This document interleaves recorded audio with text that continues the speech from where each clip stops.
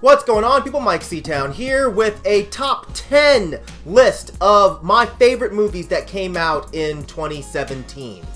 I wasn't sure if I was going to do this or not, but a lot of you guys asked for it, so I thought, why not? I did one last year that was a lot of fun, so yeah, the thing is, I don't actively try to see as many current movies as I possibly can.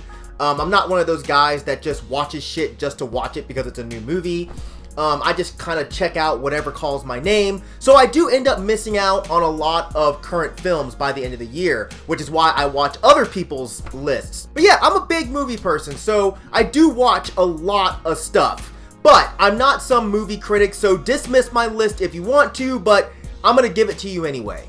And as usual, let's get this out of the way. This is my list, not your list. If you don't like my list, nobody cares. Make your own list, then go comment about how great your list is, and everyone can be happy. Alright, so without further ado, let's get into it. At number 10 is Creep 2. Not typically a found footage kind of guy, but the original Creep worked really well. It really made me love Mark Duplass, but this one picks up right where the first one left off, and in some ways it's actually better. It's the story of a whack job who invites people to come to his house and film him. I can't really tell you more than that because I feel like it'd be giving stuff away. Just believe me when I tell you that it's not as simple as it sounds. It's very disturbing while being extremely compelling. At number 9, we have Okja. I'm sure this will be a controversial choice, but I don't care. I had to put this on the list because I really enjoyed it. It's the story of a young girl who is best friends with this huge, majestic super pig that's taken by a huge company that wants to harvest it and others like it for meat. Sure, it comes off as vegetarian propaganda, but so what? And yeah, I had some issues with the portrayal of certain types of people, but I still think it was done very well. At number 8, we have The Girl with All the Gifts. Zombie films are my favorite genre of horror film. The problem is it's so hard to find ones that have even the slightest bit of originality these days. But this movie totally does it, and it does it extremely well. The world is overtaken by zombies, and all hope lies with this group of hybrid kids that still crave human flesh, but they can also function fairly normally. So yeah, it's fantastic. At number 7, we have Thelma. This one snuck up on me, man. It's the story of a girl who's conflicted about her religious beliefs as well as her burgeoning sexuality, who goes off to college, and while there, this conflict and this confusion leads to her losing control of some psychokinetic powers that she has.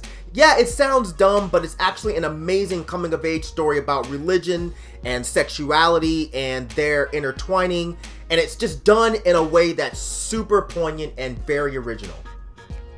At number 6, we have The Shape of Water.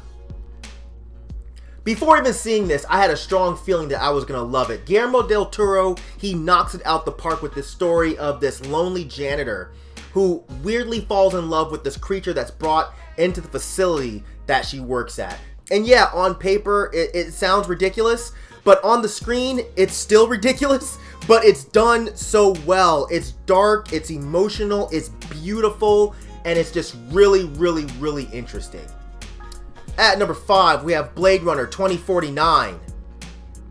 This was the sequel to one of my all-time favorite films, a movie that I just hoped and prayed they would not fuck up, and they didn't. It's every bit as interesting as the first one. The world that they show, it continues the visually appealing and interesting world that we were intrigued with in the 80s, and the story is detailed and it draws you in.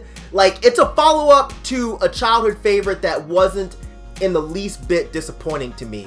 Unlike another film that I'm sure a lot of people would hope would be on this list, but no, it's just not.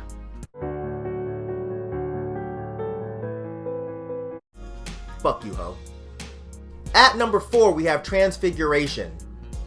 Like I was saying earlier that zombie movies are my favorite genre of horror movie, I'll say that vampire movies are my least favorite genre of horror movies. But this one works out really well. It's the story of a lonely kid who's obsessed with vampire lore so much that he thinks he is a vampire. He meets this girl who's just as much of an outcast as he is, and his interest in her further blurs his idea of what's real and what's not. it's a fascinating story that I really feel like a lot of people just skipped over.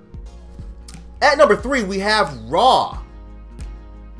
This is about a young vegetarian who goes off to college where she's put through a hazing ritual, and this hazing ends up awakening this hidden taste for meat that she has, but a different type of meat. On the surface, it's a story of a young cannibal, but when you really get into it, it's so much more than that. It's another coming-of-age story about a young girl really trying to figure out exactly who she is and what she wants. At number 2, we have Mother.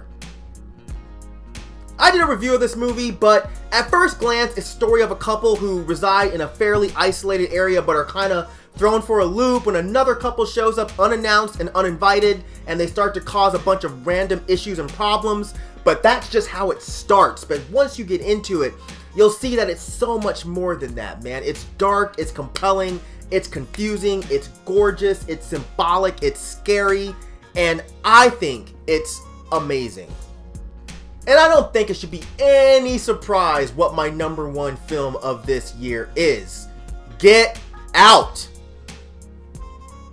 I did a review of this on my channel as well, but for those of you that are living in a cave like Bin Laden or some shit, it's the story of a black man who is dating this white chick.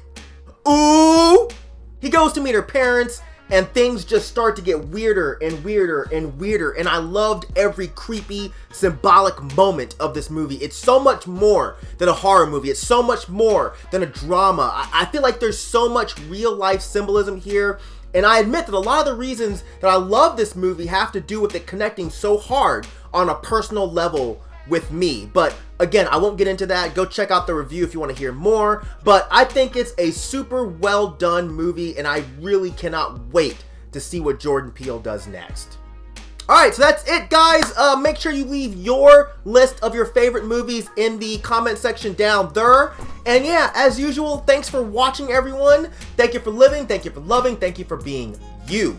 And I'll see you guys next time. Alright? Peace! Bitches!